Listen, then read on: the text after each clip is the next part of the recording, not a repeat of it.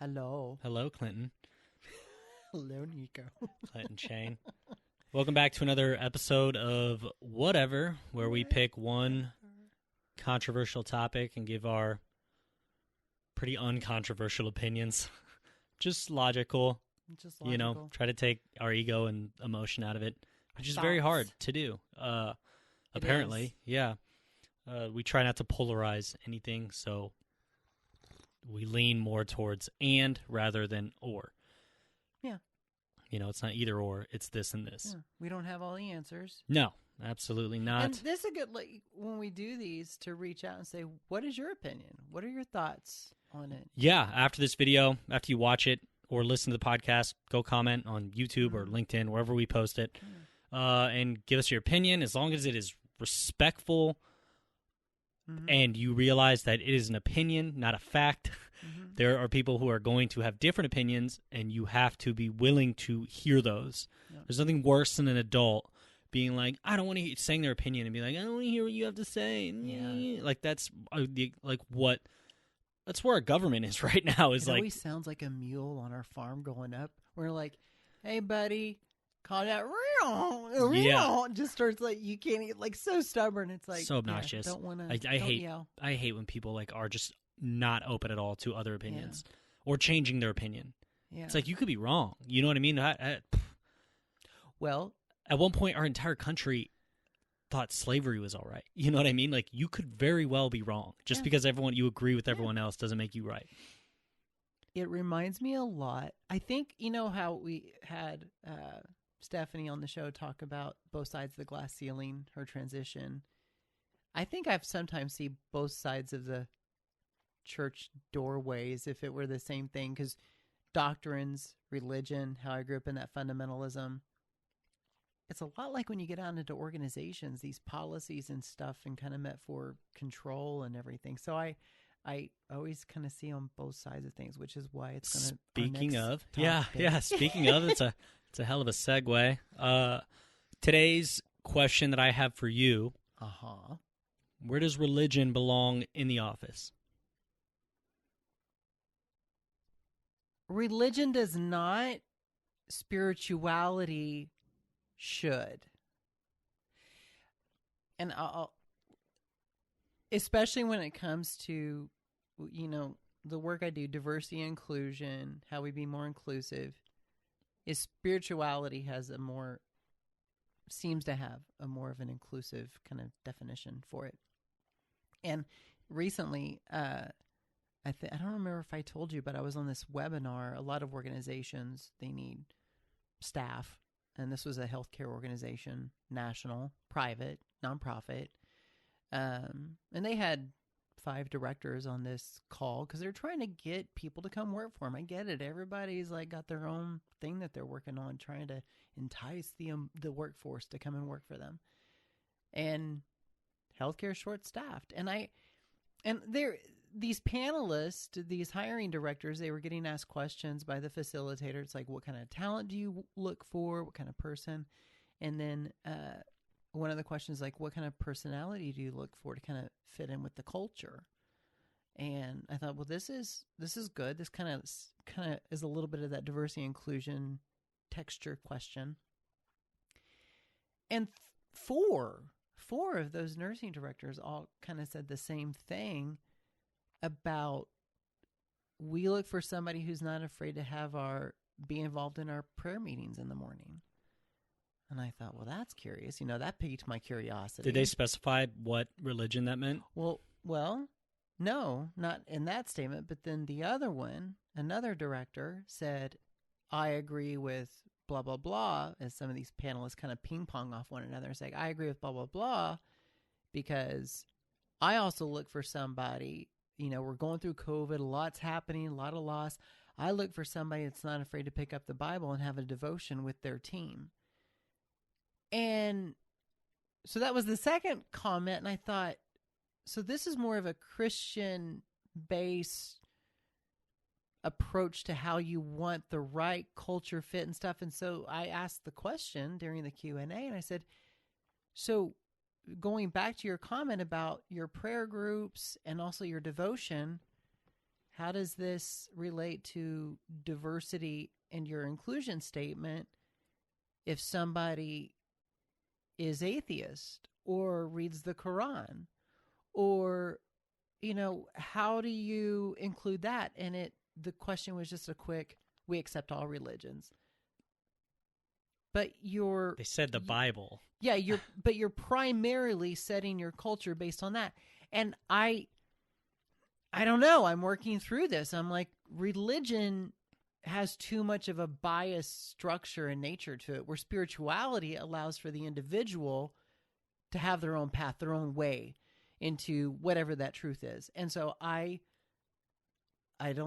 see the height of religion in workforces on LinkedIn, people posting things, because we've gone through a big shift in our culture, and COVID scared a lot of us. But I see how it's become polarizing in organizations in this, in a way to kind of discriminate. And I don't like those structures that have a moral dilemma in their doctrine. So I don't think it has a place. It's weird how you look around at organizations preaching DEI, and so many of them cherry pick. They do. It's like, I want to include in this area and this area. That's not, you either are including or you're not. You are or you don't. You can't cherry pick in DEI. That's such horseshit. It is.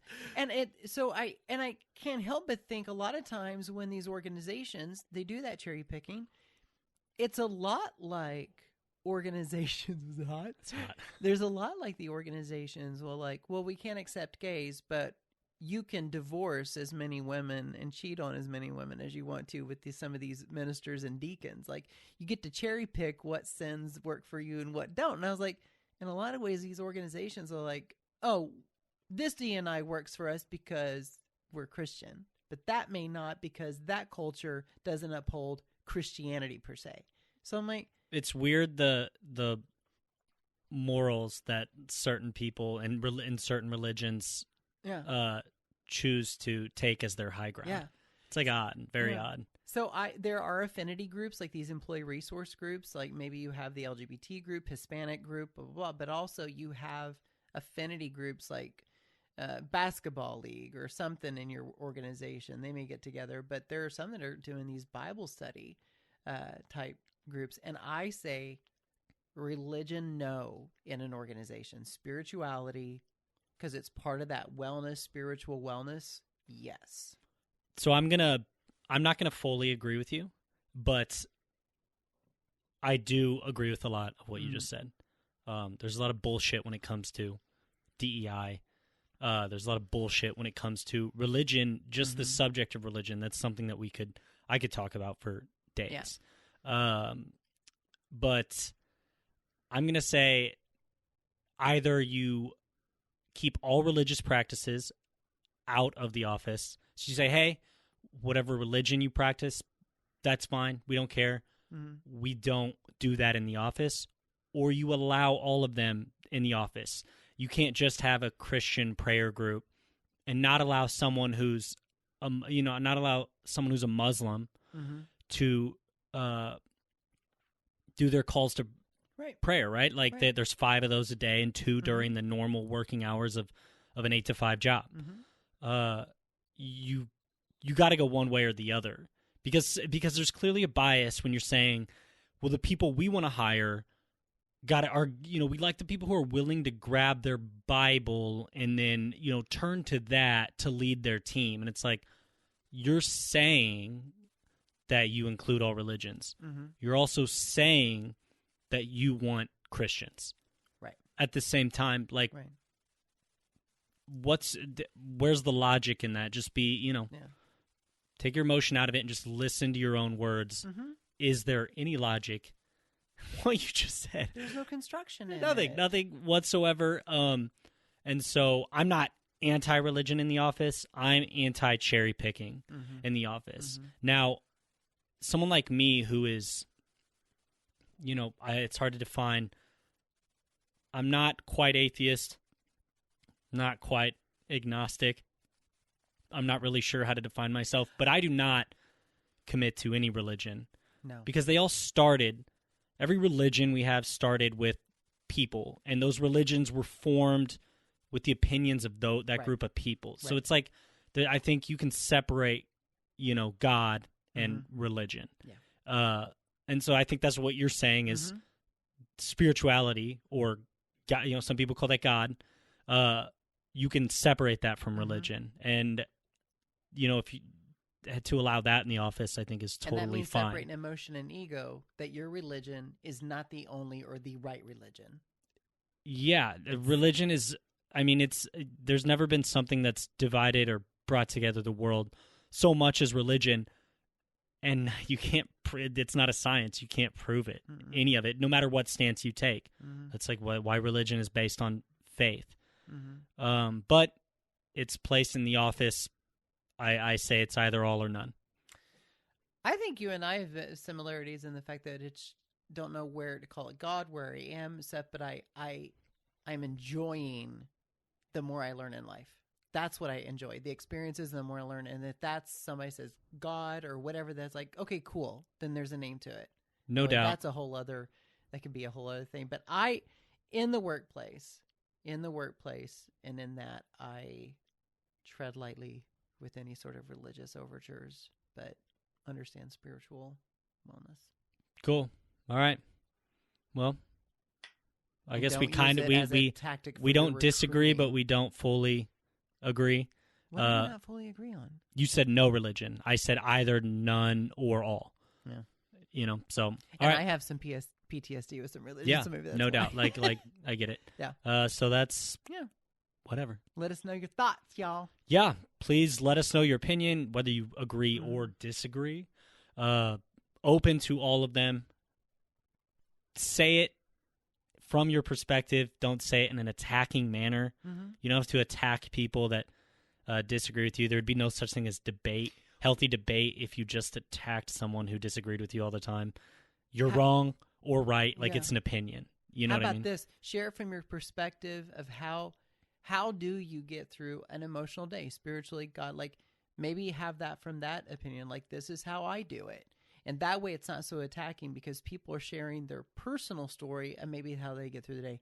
You and your mom started picking up on meditation. That's a very spiritual cleansing thing because of stress and anxiety of her job and things and stuff. Like, it was something. So, that we can do it in the framework of like, how do you get through the day and something like that? Do you choose religion or spirituality, and why? And how does that kind of create a foundation for you? There we go. All right. Well, it's another episode of Whatever.